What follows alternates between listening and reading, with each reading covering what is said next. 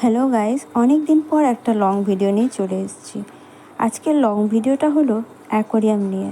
কারণ অ্যাকোরিয়াম নিয়ে আগে একটা লং ভিডিও ছেড়েছিলাম, ওতে অনেকেই প্রশ্ন করেছিল যে দিদি তোমার অ্যাকোরিয়ামগুলো এত পরিষ্কার আর এত জলটা চকচকে হলো কীভাবে।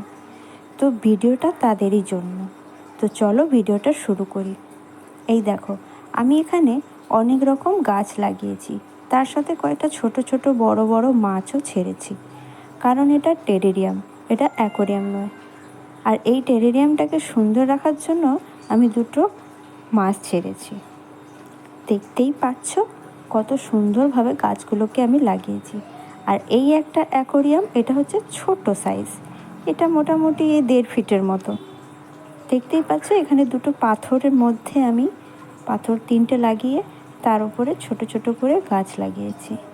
আর তার মধ্যে দিয়েছি CO2 আর চলছে একটা পাম্প। মোটামুটি আমি অ্যাকোরিয়ামগুলোকে এইভাবেই যত্ন করি। তোমরাও যারা আমার মতো এইভাবে যত্ন করতে চাও তো অবশ্যই আমার এই ভিডিওটাকে ফলো করে শেয়ার করে দাও, আর সাবস্ক্রাইবও কিন্তু করতে ভুলবে না। তাহলে আরও নিত্য নতুন কীভাবে আমি আমার ভিডিওগুলো তৈরি করি সেগুলো তোমরা দেখতে পাবে। আর এই ছোট্ট অ্যাকোরিয়ামটা যে দেখতে পাচ্ছ, গাছগুলো লাগানো হয়েছে শুধুমাত্র বাজার থেকে আমি কালো মাটি পাওয়া যায়, ওই কালো মাটি আমি নিয়ে এসে গাছগুলোকে লাগাই। এর মধ্যে আর এক্সট্রা কিছু বালি পাথর দেওয়া নেই। দেখতেই পাচ্ছ বালি পাথর ছাড়া কত সুন্দর গাছগুলো ফুটফুটে উঠেছে। তোমাদের মিনিমাম গাছ লাগানোর পর প্রত্যেক দিন একটু হাফ হাফ করে এই অ্যাকোরিয়ামের হাফ অ্যাকোরিয়াম করে জল চেঞ্জ করতে হবে। আর এই দেখো আর একটা অ্যাকোরিয়াম একটু লং সাইজের, এটা হচ্ছে 2 ফুটের। দেখতেই পাচ্ছ এটা অ্যাকোরিয়াম, এটা নর্মাল কোনো টেরেরিয়াম নয়। এতে আমি কয়েকটা গাছ পাথরের মধ্যে লাগিয়ে একটু বালি দিয়ে আর দুটো মাছ ছেড়েছি। আর এটা হচ্ছে একটা 4 ফিটের অ্যাকোরিয়াম, এটা অনেকটাই বড়, দেখতেই পাচ্ছ তোমরা।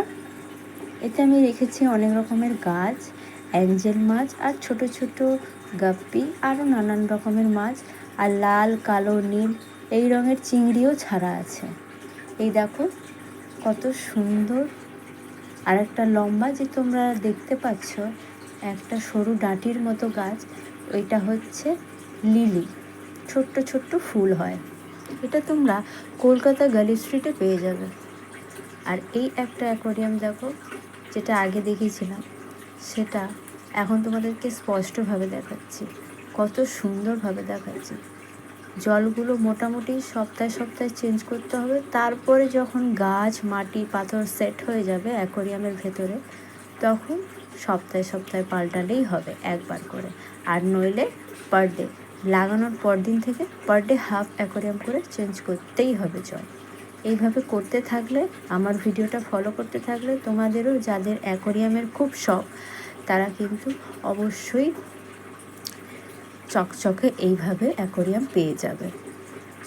কোনো ঘোলাটে জল কিচ্ছু থাকবে না।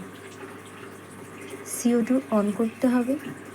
CO2 অন করে তোমরা বেশি না, ওই তোমার 8 ঘন্টা খানিক চালিয়ে রাখলে হবে। কিন্তু পাম্প চালাতেই হবে, পাম্প বন্ধ করা যাবে না, কারণ নোংরা জিনিসটা পাম্পে টেনে নেয়। তবে জল অ্যাকোরিয়াম দুটোই পরিষ্কার থাকে। আমার ভিডিওটা যদি তোমাদের ভালো লাগে অবশ্যই সবাইকে শেয়ার করো, তাহলে যাদের অ্যাকোরিয়ামের শখ তারাও কিন্তু এই ভিডিওটা দেখে সাকসেসফুল হবে। আশা করি তারাও এইভাবে আমার ভিডিওটাকে ফলো করবে।